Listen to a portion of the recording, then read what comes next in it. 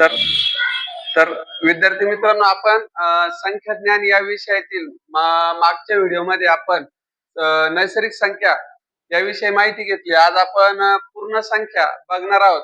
तर पूर्ण संख्या ज्या असतात तर त्या शून्य आणि सर्व नैसर्गिक संख्या मिळून पूर्ण संख्या तयार होते.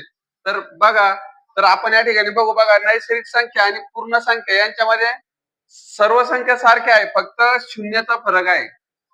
तर दोन्ही संख्या सेम आहे, फक्त पूर्ण संख्या जी असते तर त्याच्यामध्ये 0 आहे आणि नैसर्गिक संख्येमध्ये 0 नाही. म्हणजे जर तुम्हाला या ठिकाणी पूर्ण संख्या आणि नैसर्गिक संख्येमधला जर फरक विचारला तर तुम्हाला फक्त एकच फरक सांगता येईल, तो म्हणजे 0.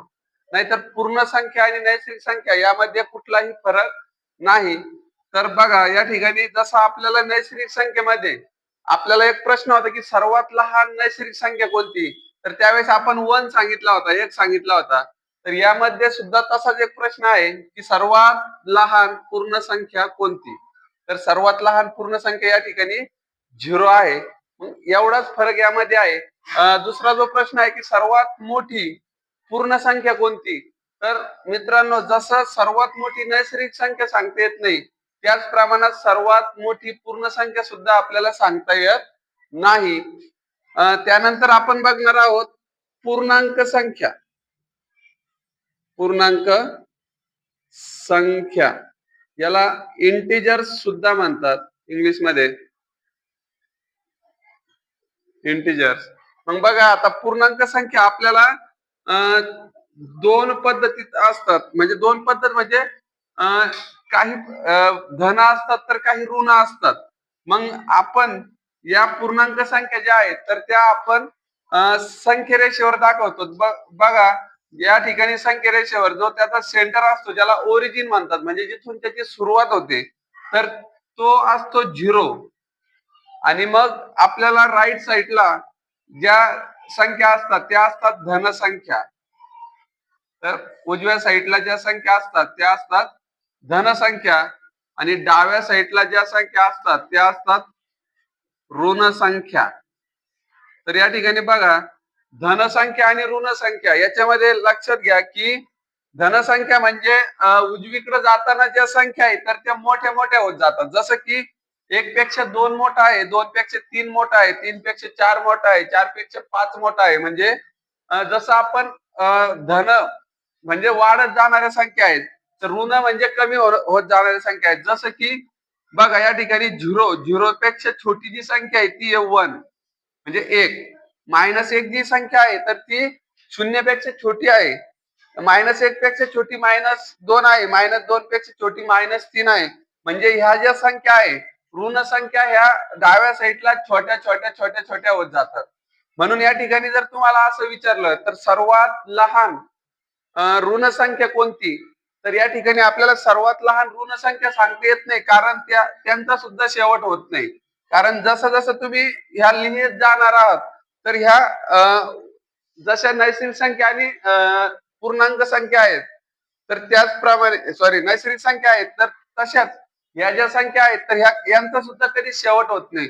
म्हणून जशा नैसर्गिक संख्या आणि पूर्ण संख्या यांचा शेवट होत नाही, तसंच यांचा सुद्धा शेवट होत नाही. म्हणून सर्वात लहान ऋण पूर्णांक संख्या जर विचारली, सर्वात लहान ऋण पूर्णांक संख्या असं जर तुम्हाला विचारलं कोणी, तर या ठिकाणी आपल्याला सर्वात लहान ऋण पूर्णांक संख्या सांगता येत नाही. तसेच सर्वात मोठी धन पूर्णांक संख्या जरी विचारली तरी सर्वात मोठी धन पूर्णांक संख्या आपल्याला या ठिकाणी सांगता येत नाही. म्हणून बघा, या ठिकाणी दोन्ही संख्या आपल्याला सांगता येत नाही. एक आहे सर्वात लहान ऋण पूर्णांक संख्या आणि दुसरी आहे सर्वात मोठी धन पूर्णांक संख्या. तर आपल्याला या दोन्ही संख्या सांगता येत नाही. याच्यानंतर बघा, तर यामध्ये आपल्याला संख्या रेषेवरील काही अपूर्णांक जे आहे, तर आपल्याला संख्या रेषेवर काही संख्या जर दाखवायच्या असतील तर त्या आपल्याला या संख्या रेषेवर दाखवता येतात. जसं की उदाहरणार्थ तुम्हाला एखादा प्रश्न येतो की याच ही संख्या रेषा घेऊ आपण. तरी खालील संख्या रेषेवर खालील संख्या रेषेवर रेषेवर 1/4, 5/4 आणि 7/4 दाखवा. असा जर आपल्याला प्रश्न आलेला असेल तर आता आपल्याला याच्यामध्ये काय बघणं आहे, तर याचा जो छेद आहे तर तो छेद किती आहे ते आपल्याला सगळ्यात पहिले बघावं लागेल. तर बघा मित्रांनो, या ठिकाणी या संख्येचा जो छेद दिला आहे तर तो 4 आहे. आता 4 छेद आहे म्हणजे काय आहे, तर या 0 ते 1 पर्यंत, 1 ते 2 पर्यंत, 2 ते 3 पर्यंत आणि 3 ते 4 पर्यंत हा जो आपल्याला भाग दिसतोय, तर या भागामध्ये तर त्याचे 4 भाग केले, 4 तुकडे केले असं आपल्याला या छेदावरून कळतं.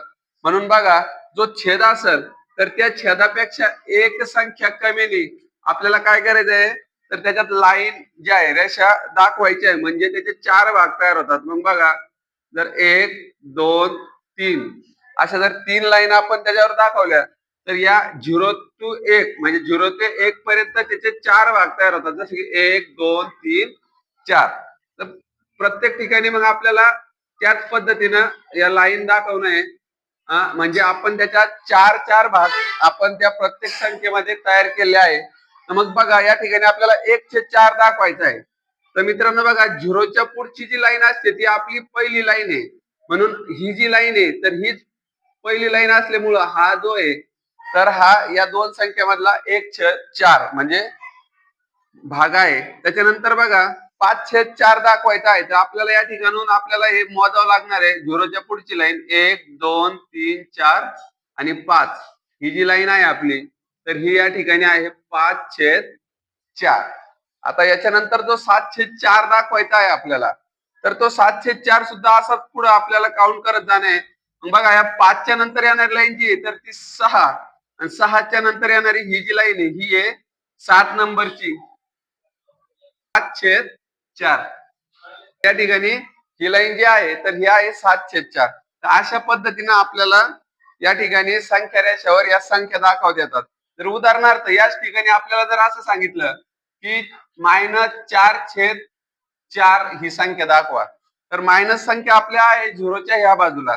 तर मग बघा, या ठिकाणी आपल्याला याच पद्धतीनं जसं आपण इकडं 3 लाईन ड्रॉ केल्या प्रत्येक संख्येच्या मध्ये, तर त्याच पद्धतीने इकडे सुद्धा आपल्याला 3 लाईन घेणे आणि यानंतर हा जो -4/4 ही संख्या आहे तर या ठिकाणी आपल्याला दाखवतील तर 1, 2, 3 आणि ही 4. या ठिकाणी आपण ही संख्या दाखवली -4/4. तर अशा पद्धतीनं आपण पूर्णांक संख्यावरील प्रश्न सोडवू शकतो. धन्यवाद.